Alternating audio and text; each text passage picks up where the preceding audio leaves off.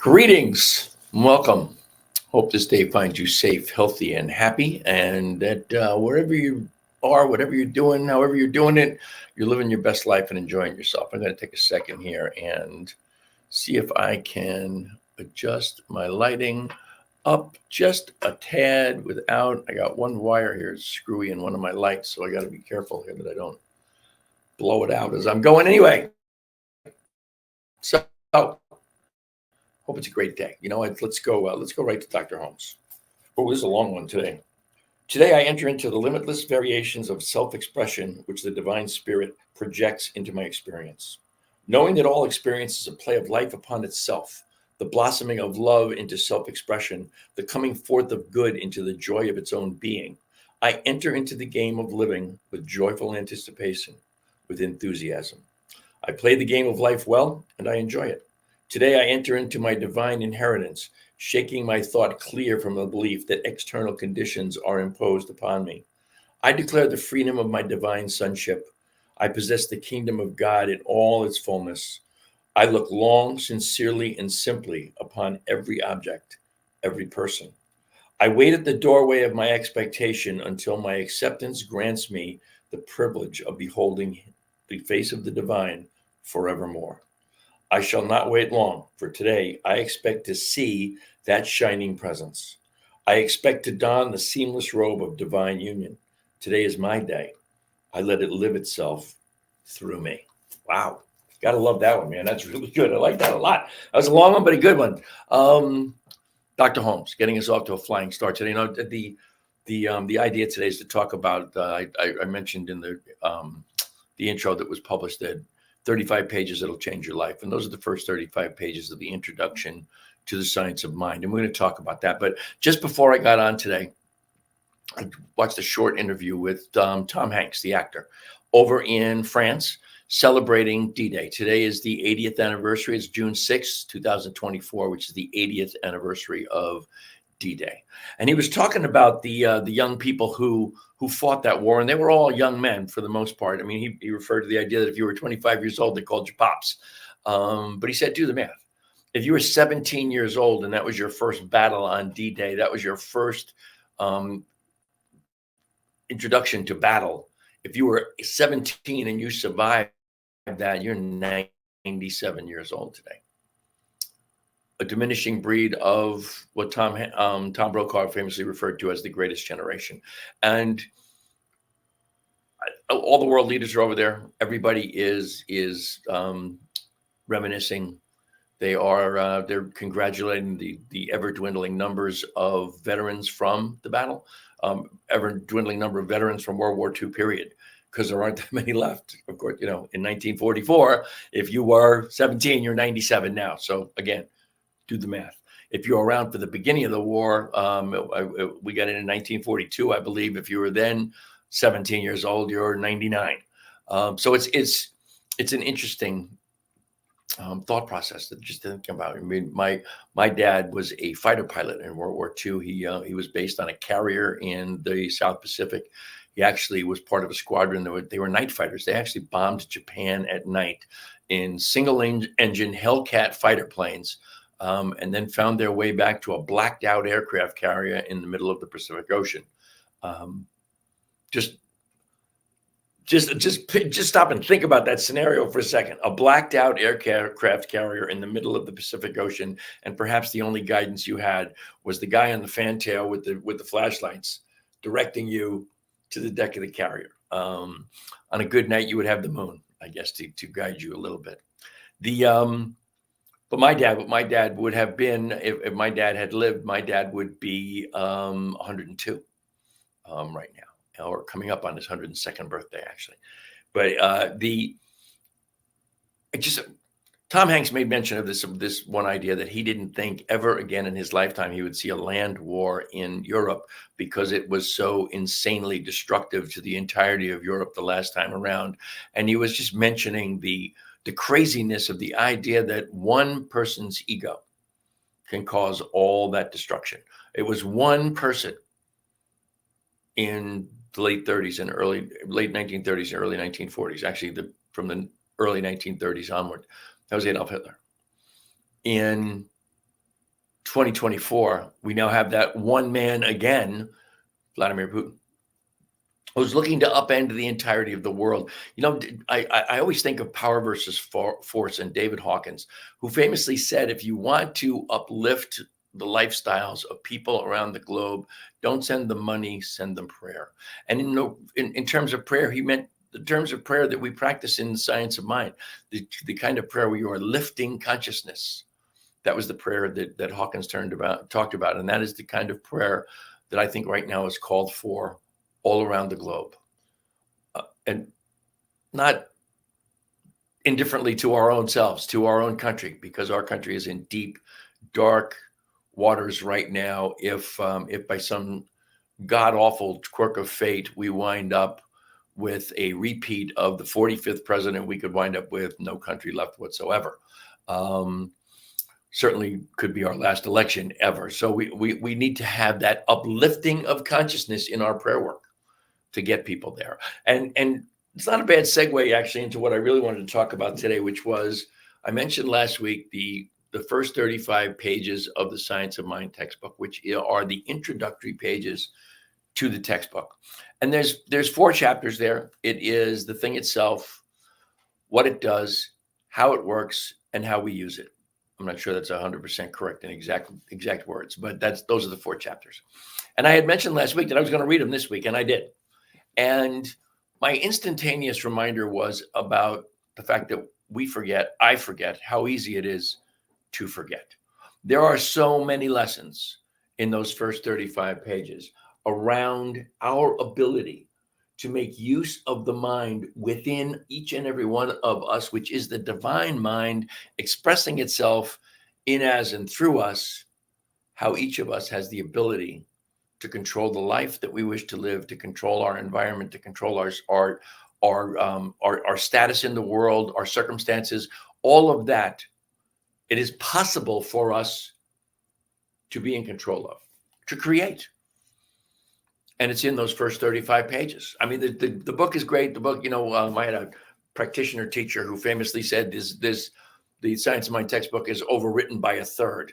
I don't disagree with that, except for the fact that I believe 100% that Ernest Holmes said so many things, so many different ways, over and over, repeating himself in different ways through the book, that it got the lesson home. I don't think it's overwritten. I think it's written perfectly. It's the most influential book in my life, and it can be the most influential book in your life. And I don't know if it's possible. You can probably get this on Kindle. And if you want to, and if you get it, just read the first 35 pages. If you're not intrigued to go ahead and read the next 612 or so that are in there, that's fine. But read those first 35, and they will change your life.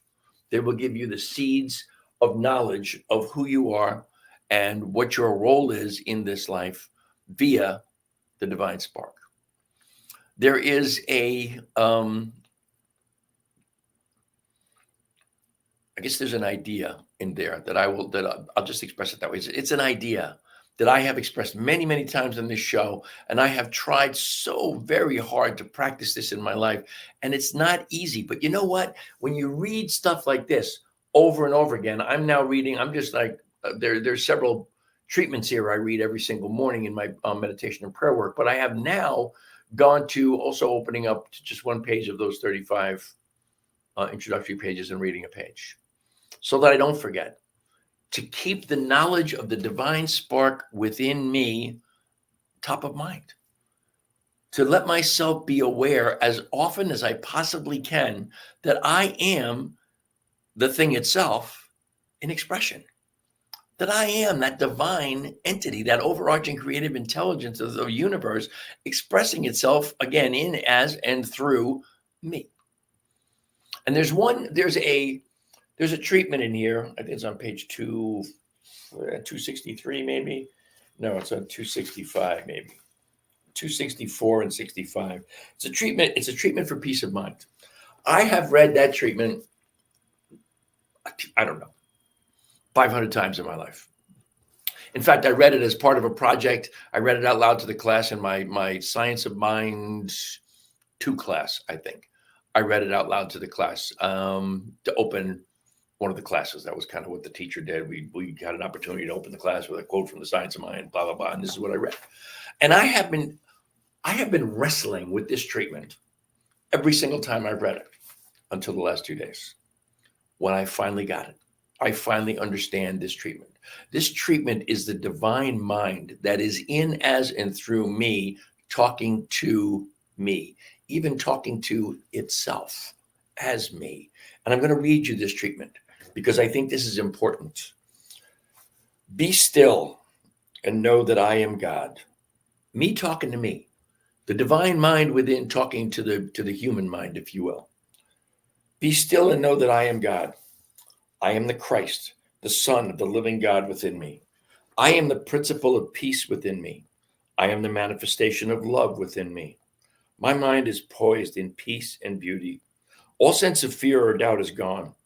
I rest in calm trust and rely on the law of spirit to bring good into my experience. I contend with none, argue with none, and am filled with wonderful peace and light. There is no uncertainty about my future and no fear as a result of my past. I live at an eternal now, which is filled with good alone. Goodness and beauty follow me. Peace and joy accompany me. Happiness and wholeness fill my entire being with the realization of love and perfection. I am the Christ, the Son of the living God within me. This inner mind of mine is now divine and complete. It has no worries and no fears. It is whole, complete, and satisfied. I look back over all previous experience and find that it was good, very good. I look toward the future and find that it is good and very good. I look at the present and find that it is also good and very good. God is in all, over all, and through all. I am the Christ, the Son of the living God within me. I am the spirit of confidence. I am poised in love and reason. I am the perfect law of truth and the complete presence of beauty. I am Christ, the Son of the living God within me. Like I said, I probably read that treatment 500 times. And for the first time, just in the last 2 days, I got it. The inner mind, it says, this inner mind within me, it is the mind of the divine, in, as, and through me in every single way. I find it a fascinating treatment. It's a treatment, it's referred to as a treatment for peace of mind on page 264 and 265 of the textbook, if you're interested. If you got a question, if you got a thought, you got a comment you want to make about that, please jump in. Let me know what it is. I know there's somebody out there watching there's people out there watching from my Facebook page. I don't know if my Facebook page translates, if you write a comment, if it translates to comments here on my StreamYard, but if you got a comment or a question, please do it. And I'll, if it doesn't show up here during the show, I will get to it later. I promise. I'm looking out the window of my house. It is raining to beat the band. Oh my God. It is just absolutely pouring rain. It's actually rain here in North Carolina. It's very interesting. It is coming straight down. Just unbelievable. Unbelievable. Anyway, that's pretty much what I got for you today. I want you to please always remember that the New Thought Media Network, if you like what we do, if you like this show, if you like any of our shows, if you like the direction we're headed, if you like what we're trying to do in the world, please go to newthoughtmedia.org. That's ntmedia.org. Click on donate, and we are insanely grateful for anything and everything you choose to bestow upon us. We are a nonprofit organization. We live and breathe via your generosity. If you want to reach me, you can find me on Facebook at my beloved Lisa and I have a branded Facebook page called The Vibrant Aging, which of course goes hand in hand with the show, Vibrant Living. You can send me an email at teamrockitnow@gmail.com.